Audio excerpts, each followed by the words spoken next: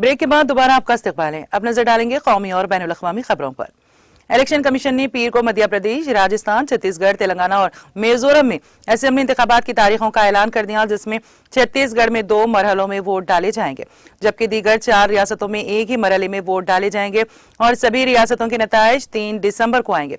इंतखाबात की तारीखों का ऐलान करते हुए chief election commissioner Rajiv Kumar ने कहा कि मिजोरम में 7 नवंबर को वोटिंग होगी। इसके अलावा मध्य प्रदेश और छत्तीसगढ़ में भी 7 नवंबर को वोट डाले जाएंगे। छत्तीसगढ़ के दूसरे मरहले के इंतखाबात 17 नवंबर को होंगे। राजस्थान में 23 नवंबर को वोटिंग होगी, जबकि तेलंगाना में 30 नवंबर को वोट डाले जाएंगे।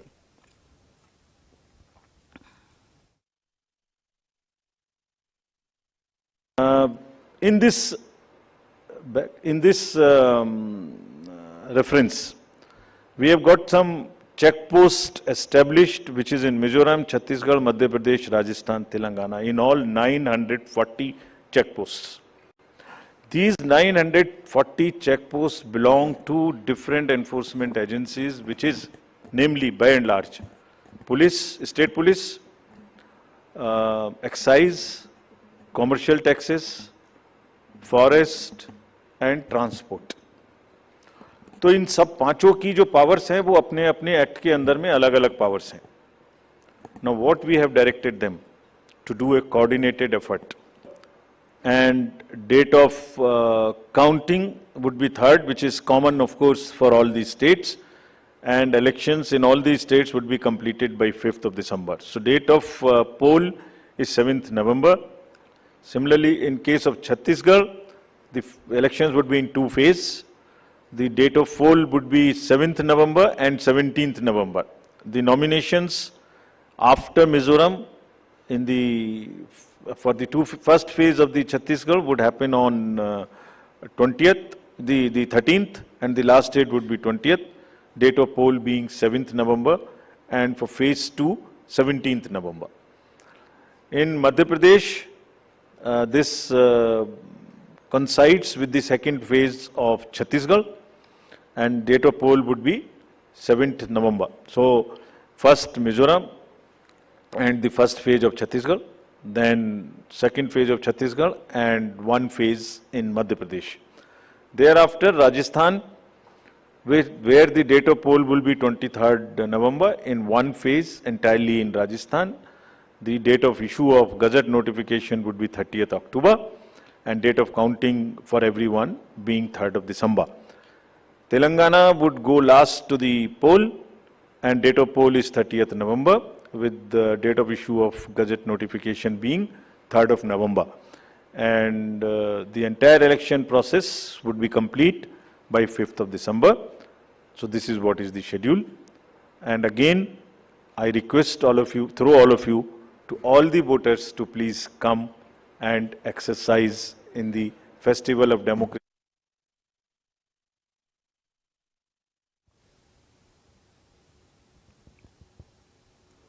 सुप्रीम कोर्ट ने 2024 लोकसभा में इस्तेमाल होने वाली इलेक्ट्रॉनिक वोटिंग मशीनों ईवीएम और voter verified paper audit trial की पहली सतह की जांच पर इलेक्शन कमीशन की तरफ से अपनाए गए तरीकेकार पर सवाल उठाया है।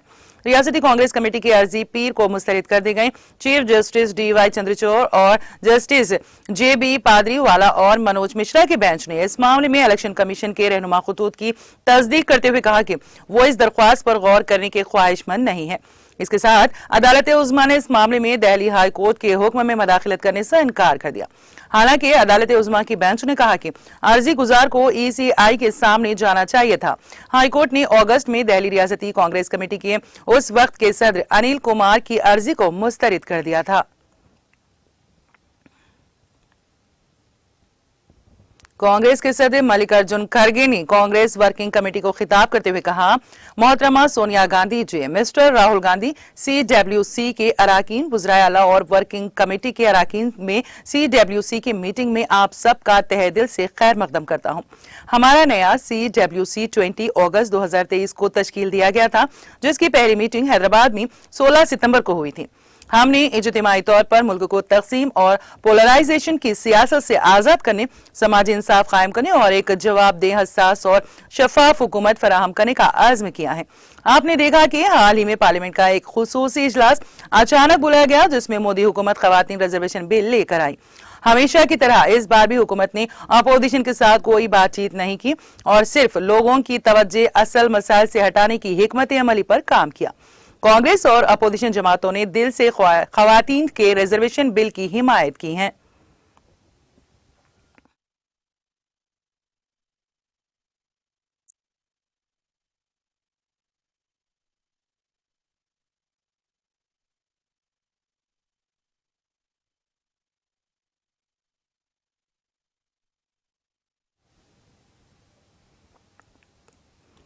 सीआरपीएफ के 180 बटालियन की जानिब से आज तराल के स्पोर्ट स्टेडियम में क्रिकेट और वॉली टूर्नामेंट्स का इनेकाद किया गया। इन टूर्नामेंट्स में तराल के मुख्तलिफ इलाकों से ताल्लुक रखने वाले 24 टीमें हिस्सा ले रही हैं। मज़कूरा खेल मुकाबलों का इफ्तिताह सीआरपीएफ के कमांडिंग ऑफिसर सतीश कुमार ने आर्मी के कमांडिंग ऑफिसर राजकुमार पिक्की और एसडीपीओ तराल मुबश्शिर रसूल की मौजूदगी में किया है। सीआरपीएफ अफसरान के मुताबिक ऐसे टूर्नामेंट्स का इनेकाद इसलिए किया जा रहा है ताकि हुनरमंद नौजवानों को आगे जाने का मौका मिल सके। उन्होंने कहा कि वो मुस्तकबिल में भी इस तरह के मुकाबलों का इनेकाद अमल में लाएंगे।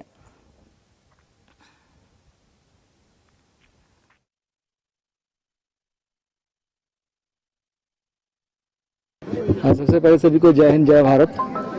जैसे कि आप सबको मालूम है कि ये सिविक एक्शन प्रोग्राम सीआरपीएफ जो है हर वर्ष लगाती है। इस बार इस सिविक एक्शन प्रोग्राम में हमने पहले मेडिकल कैंप कंडक्ट कराए थे, अभी क्रिकेट टूर्नामेंट और वॉलीबॉल टूर्नामेंट भी हम शुरुआत कर रहे हैं। तो मेन इसका पर्पज़ है कि तराल के जितने भी यूथ्स हैं उनको जो है गेम्स के लिए मोटिवेट करना। अभी आपने देखा कि एशियंस गेम्स हुई थी, उसमें भारत को 107 मेडल मिले हैं फर्स्ट टाइम। तो ये कहीं ना कहीं ऐसा नहीं है कि हर कोई जो है कोई एडवांस स्टेट से आता है, कोई इसी प्रकार से रूरल एरिया से ही प्लेयर्स निकलते हैं। तो हमारा मेन पर्पज़ है कि इनको एक मंच प्रोवाइड करना जिससे कि लोग मोटिवेट हों। एक छोटे से पैमाने पर यहाँ से हमने शुरुआत की है।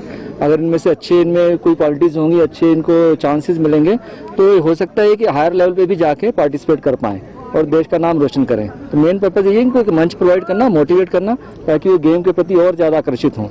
मेन पर्पज़ यही है, जैसे मैंने पहले बताया कि तराल के ही यूथ को हमने यहाँ पार्टिसिपेशन दिया है।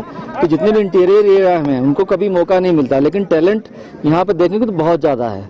जैसे अभी आप देख लीजिए कि जो नेशनल लेवल की टीम है उसमें भी हमारे जम्मू से एक क्रिकेट प्लेयर यहाँ से गए हैं और श्रीनगर से भी एक प्लेयर हैं उसमें। तो इस प्रकार से रूरल एरिया से भी एक प्लेयर हैं उसमें।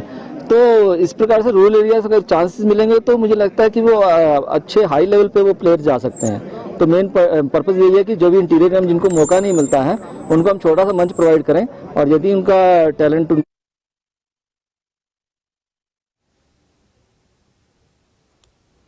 इसराइल और फलस्तीन के दरमियान तनाज़े के दूसरे दिन हमास के हमले में हलाक होने वाले इसराइलियों की तादाद बढ़कर 700 पहुंच गई है, जबकि गजा पट्टी में सैकड़ों दीगर अफराद के मारे जाने की इत्तला है। इसराइली मीडिया ने इतवार की शब ये इत्तला दी। इसराइल के सरकारी नशरियाती इदारे कॉन टीवी ने सरकारी अफसरान के हवाले से इत्तला दी है कि हमास के हमले में कम से कम 700 अफराद मारे गए, जबकि इस्लामी ग्रुप के जंगजुओं ने हिफाजती बाड़ तोड़कर करीबी आबादियों पर हमला कर दिया, जिसमें बहुत से लोग मारे गए। फौजियों को कैद कर लिया गया। इसके साथ ही गजा के शिद्दत पसंदों ने जुनूबी और वस्ता इसराइल पर तकरीबन 3000 रॉकेट दागे। इतवार की रात इसराइल की वजारत सेहत ने इसराइली अस्पतालों में जख्मियों की तादाद के बारे में एक अपडेट जारी करते हुए कहा कि कम से कम 2243 जख्मी हैं, जिनमें से 22 की हालत नाजुक है। इसराइली अफवाज ने अभी तक जुनूबी इसराइल का मुकम्मल कंट्रोल हासिल नहीं किया है और हमास के अस्करियत पसंद गजा के करीब मुतादिद इलाकों में इसराइली फौजियों के साथ गोलीबारी कर रहे हैं। आईडीएफ होम फ्रंट कमांड ने जुनूब में लोगों से कहा है कि वो अपने घरों में रहें।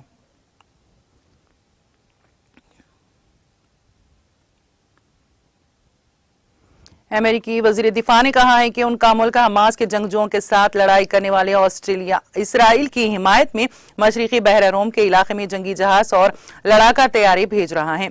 ऑस्टिन ने अपने बयान में कहा कि यूएसएस गेरोल्ड आर फोर्ड केर स्ट्राइक ग्रुप को मुश्तरका बहर रोम की तरफ रवाना किया गया है, जो कि एक तैयारा बरदार बहरी जहाज, एक गाइडेड मिसाइल क्रूज और 4 गाइडेड मिसाइल डिजास्टर पर मुश्तमिल है। अमेरिकी महकमे दिफा के हेडक्वार्टर पेंटागन ने भी अमेरिकी फिजाइया के F-35, F-15, F-16 और A-10 लड़ाका तैयारों के स्क्वाड्रन को इलाके में आगे बढ़ने के लिए इक़दाम किए हैं। उन्होंने कहा कि अमेरिका इसराइल की दिफाई अफवाज, जंगी मवाद समेत इजाफी साजो सामान और वसाइल तेजी से फराहम कराएगा। उन्होंने कहा कि इसराइल के लिए अमेरिकी सिक्योरिटी इमदाद की पहली खेप इतवार से रवाना होगी और आने वाले दिनों में पहुंचेगी। जनूबी ऑस्ट्रेलिया में एक हल्के तैयारे के हादसे का शिकार होने से उसमें सवार पायलट और उसके बेटे की मौत हो गई। ये इत्तला मुकामी मीडिया ने पीर को दी है। जनूबी ऑस्ट्रेलिया की पुलिस ने पीर को हादसे की तस्दीक की। उन्होंने बताया कि इतवार की शाम को होने वाले इस हादसे में पायलट के 24 साल बेटे की मौके पर ही मौत हो गई, जबकि उन्हें संगीन हालत में रॉयल एल्डेट अस्पताल में दाखिल कराया गया, जहां रात में उनकी भी मौत हो गई। दोनों बाप बेटे हल्के जहाज में सेस्ना में परवाज कर रहे थे। यह जहाज इतवार को मुकामी वक्त के मुताबिक शाम 4 बजे एडिलेड से तकरीबन 200 किलोमीटर शुमाल में क्रिस्टल ब्रोक के छोटे से कस्बे के करीब एक खेत में गिरकर तबाह हो गया। Australian transport safety bureau ATSB के तफ्तीश कार तैयारी के ऑपरेशन, देखभाल और इंजीनियरिंग में महारत रखने वाले हादसे की वजह मालूम करने के लिए हादसे की जगह पर पहुंच गए हैं।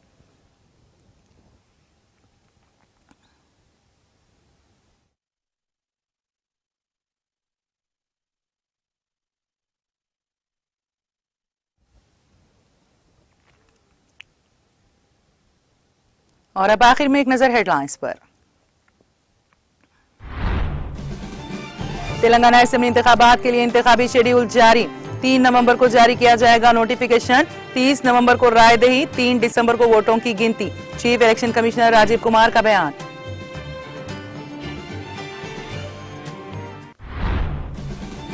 तेलंगाना रियासत IT और ज़राई शोबों में तरक्की के एतबार से सरे फहरिस्त। जयशंकर भोपालापल्ली में जिला कलेक्टरेट दफ्तर और SP ऑफिस की इफ्तिताई तकरीब से रियासती वजीर KTR का खिताब।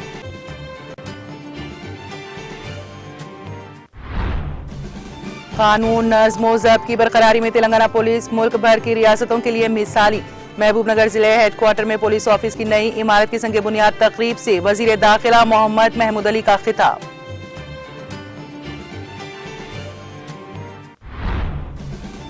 मादर वतन और बिरादरान वतन से मोहब्बत करने वाला ही हकीकी कायद और हमदर्द इंसान।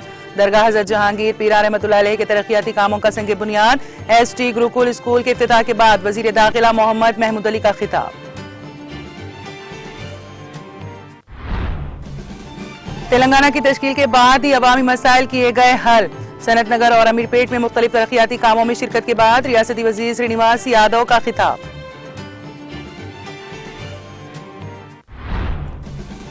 AP में स्किल डेवलपमेंट स्कैम मामला। AP हाई कोर्ट ने चंद्राबाबू की जमानत काबिल गिरफ्तारी की दरख्वास्तों को किया मुस्तरद। मुल्क की 5 रियासतों में असेंबली इंतखाबात का शेड्यूल जारी। मध्य प्रदेश, राजस्थान, छत्तीसगढ़, तेलंगाना और मिजोरम में होंगे इंतखाबात। Chief election commissioner Rajiv Kumar का प्रेस कॉन्फ्रेंस में ऐलान।